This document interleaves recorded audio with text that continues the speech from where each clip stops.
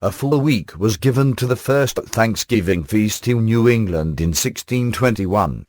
Governor Bradford sent men to hunt deer and turkey and call Massasoit's tribe to the Pilgrims' table. Out of this harvest festival came the American institution of Thanksgiving Day. It is peculiar to our people. No other nation has a celebration exactly like it. It does not honor a victory, mark a revolution, or commemorate the birth or death of a national hero. It is the great holiday of the common people. Thanksgiving is a national family celebration to thank God for the bounty wrought in liberty by our own labors. Many descendants of the Pilgrims still follow the custom, begun on that first Thanksgiving Day in Plymouth, of placing 5 grains of corn beside each plate at the dinner table. 5 grains of corn was the daily ration during those desperate days before the harvest when food was scarcely to be had. At each subsequent annual feast, the Pilgrims placed the grains at the table so that the reason for their rejoicing might not be forgotten. The corn would remind them of the 63-day trip in the tiny Mayflower. It would speak to them of the days when there were only 7 healthy colonists to care for the sick, and when already almost half their number were buried on a bleak and windswept hill. But the grains of corn would remind them of more than hardship and disaster. They would also recall that proudest fact of Pilgrim courage, that when spring came, and the Mayflower sailed home to England, every pilgrim who survived the winter chose to remain in this new free land. Each of the 5 grains of corn has special significance. The first grain reminds us that the earth is still good. This free land of our fathers yet pours forth its rich fruits and harvests into the hands of those who labor in it. It holds within its bosom vast reservoirs of power. It is a provident parent.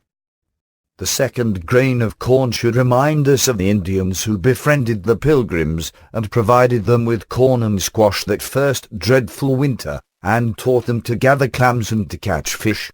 Had these members of another race, wise in the ways of survival in this world, not ministered to our forefathers, it is unlikely they would have survived. Enlisting our blessings, among those we would surrender last would be the love we share with our friends. The third grain of our Thanksgiving corn recalls to us that undefeated glory which is man.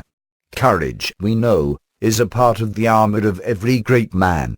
If we are armed with a dream worthy to be believed, and with a courage sufficient for the hour, even we may do great things. Observe the scene more clearly.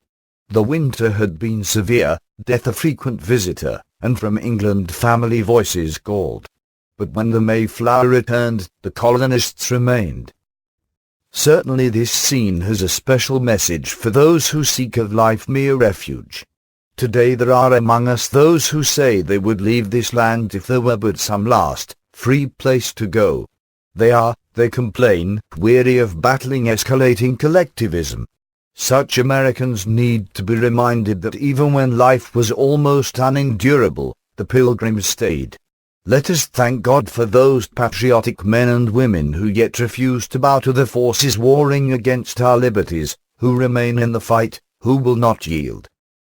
The fourth grain of corn reminds us that the Pilgrims came to lay a foundation for the kingdom of Christ in these remote parts of the world. Freedom of conscience and religion was not simply a motto to them. They exercised their conscience to practice their religion. They prayed in their homes and their schools. They saw their freedom to do so as far more important than their physical comforts or even food and shelter. That last grain of corn in the Pilgrims' Thanksgiving pentade represents the most compelling reason to be grateful. It is the fact that at the center of our universe creative love still holds all life together. Out of that belief grows the faith of the Christian family and the Christian nation alike. Out of it also grows the assurance that his kingdom will yet come.